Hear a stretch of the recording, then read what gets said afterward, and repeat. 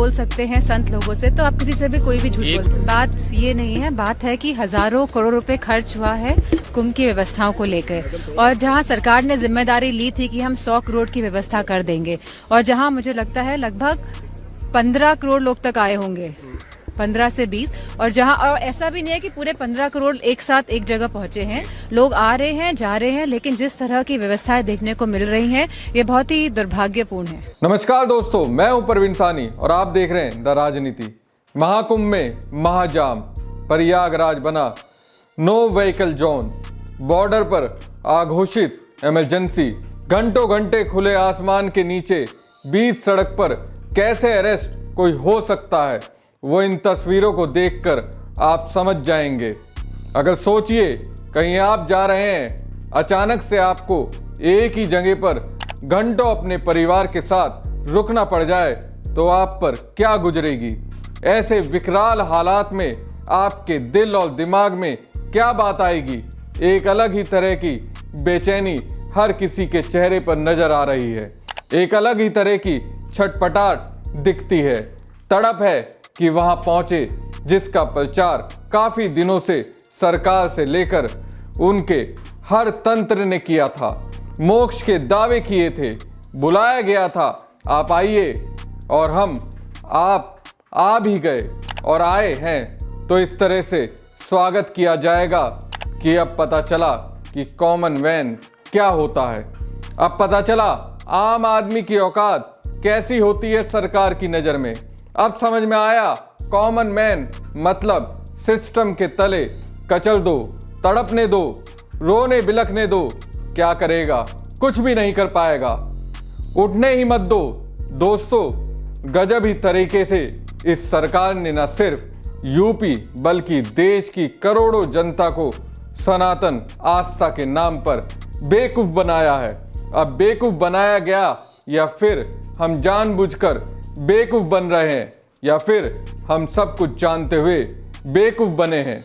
ये सरकार तो भाई साहब हमारी भावनाओं के साथ गजब ही तरीके से खेल रही है। चेताया भी जा रहा है, लेकिन पता नहीं किस तरह के मोह पाश में हम बंधे हुए हैं कि बाहर निकलना ही नहीं चाहते। दोस्तों, एक के बाद एक न जाने कितनी ढेर सारी तस्वीरें सामने आ रही है, जबकि हमारी आंखें इसी के उलट एक और तस्वीर देखती है। बिना किसी रुकावट के, बिना किसी परेशानी के, बेहद ही आराम से मुस्कुराते हुए, खिलखिलाते हुए, तसल्ली के साथ रील्स पर रील्स बनाते वीवीआईपी दिख जाते हैं। सत्ता का रसूख या फिर सत्ता का ही इन्हें आशीर्वाद मिला हुआ है। कईयों को इसी प्रयागराज के महाकुंभ में आसानी से स्नान करते हुए आप देख सकते हैं। कौन है ये लोग? कहां से आते हैं? कैसे इतनी सुविधाएं हमारी आंखों के सामने इन्हें प्राप्त हो जाती है?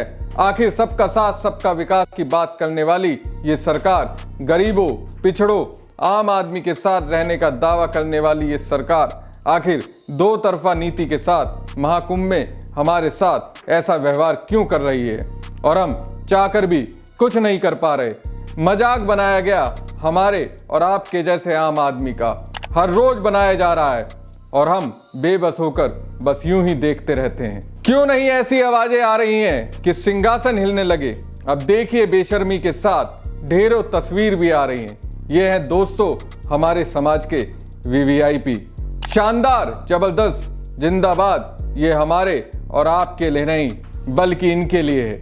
नैतिकता का पतन दोस्तों कैसे होता है, ये महाकुंभ की भयावह स्थिति को देखकर मुझे एहसास हुआ। दोस्तों, कई किलोमीटर का ये जाम देख लीजिए। महाकुंभ में ये स्नान स्थल देख लीजिए जहां जूते चप्पल का अंबार है, और ये भी तस्वीर देख लीजिए। ऐसी स्थिति में कैसे वीवीआईपी ट्रीटमेंट दिया गया वो भी देख लीजिए। सपा के मीडिया सेल ने एक्स पर वीडियो पोस्ट करते हुए लिखा,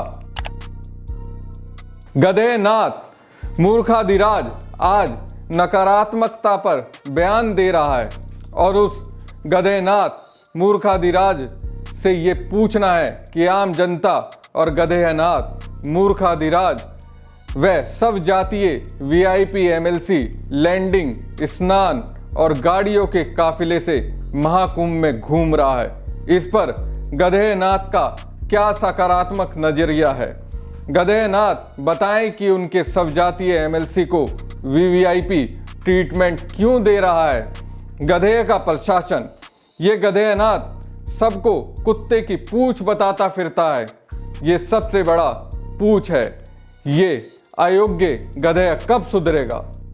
आम श्रद्धालुओं को पैदल जाना नसीब नहीं, लेकिन भाजपा के एमएलसी विनीत सिंह अपने गुर्गों के साथ बड़ी बड़ी गाड़ियों के काफिलों से कुंभ मेला क्षेत्र में दंदनाते घूम रहे हैं। आंखें खोल देने वाली वीडियो है आपके सामने। वीवीआईपी कल्चर का चरम है ये वीडियो, और विनीत सिंह ठाकुर हैं सीएम योगी के स्वजातीय हैं। ऐसे ढेरों वीडियो आपको दोस्तों महाकुंभ परिसर से मिल जाएंगे। क्या ये हमारे और आपके गाल पर तमाचा नहीं है। सीएम योगी तो 100 करोड़ लोगों के सुविधाजनक, सुगम, सुरक्षित आगमन की व्यवस्था के दावे कर रहे थे। पता नहीं क्या सोच रहे थे। ऐसी व्यवस्था को किस कैटेगरी में रखा जाए। इसी दौरान सपा अध्यक्ष अखिलेश यादव का एक बयान आया। उन्होंने सीधा आरोप और सीधी मांग सीएम योगी से की। अखिलेश कहते हैं, प्रयागराज महाकुंभ में आने जाने वाले श्रद्धालुओं की तबाही और असुविधाओं के लिए बीजेपी जिम्मेदार है। महाकुंभ अव्यवस्थाओं का अंबाल देखते हुए किसी योग्य व्यक्ति को शासन की कमान दे देनी चाहिए या सेना को व्यवस्था सौंप दी जाए। अयोग्य लोग झूठा प्रचार कर सकते हैं, लेकिन सुचारू व्यवस्था नहीं दे सकते। महाकुंभ में फंसे सभी श्रद्धालुओं के लिए आपातकालीन व्यवस्था की जाए। महाकुंभ के रास्ते में जाम में फंसे लाखों लोग अपने वाहनों में घंटों से कैद हैं। हालातों पर काबू पाने के लिए कोई भी जिम्मेदार मंत्री या व्यक्ति दिखाई नहीं दे रहा है। सीएम पूरी तरह से नाकाम साबित हो चुके हैं। दोस्तों, ये अखिलेश का दावा नहीं है, ये आरोप नहीं है, ये सच्चाई है। तस्वीरें जो दिख रही हैं उसे देखकर इनकार नहीं किया जा सकता। दोस्तों, सपा अध्यक्ष अखिलेश यादव ने महाकुंभ भगदड़ में जान गंवाने वाले लोगों को 50-50 लाख रुपए का मुआवजा देने की मांग की है। लेकिन इन सब के इतर इन तस्वीरों को देखकर ये बात तो तरीके से समझ में आती है बीजेपी के लिए आम आदमी की हैसियत क्या है। लेकिन इससे इतर एक बात जो खास है, जिस पर खुलकर बात होनी चाहिए, खुलकर सवाल होने चाहिए, क्या महाकुंभ सिर्फ वीवीआईपी लोगों के लिए आयोजित हुआ? क्या आम लोगों के लिए महाकुंभ था ही नहीं? अगर था नहीं तो फिर उनको बुलाया क्यों गया? ये जो दृश्य दिख रहा है, सिर पर गठरी लिए, सिर पर ब्रीफकेस लिए, गोद में बच्चे लिए, एक दूसरे का हाथ पकड़े लोग, खचाखच भीड़, एक अलग ही तरह की घुटन है इसमें। क्या 21वीं सदी का भारत ऐसा है? महाकुंभ ने सरकार के साथ बीजेपी की कथनी और करनी में फर्क तरीके से बता दिया। अब पता नहीं आपकी इस बात पर नजर गई या नहीं गई, लेकिन मेरी नजर गई तो मुझे लगा महाकुंभ वीवीआईपी लोगों के लिए तो सफल है, लेकिन हमारे और आपके जैसे लोगों के लिए पूरी तरह से फेल है। दोस्तों, अभी के लिए बस इतना ही। अपनी राय कमेंट बॉक्स में जरूर दीजिए और ज़्यादा से ज़्यादा पेज को लाइक और शेयर जरूर कीजिएगा। शुक्रिया।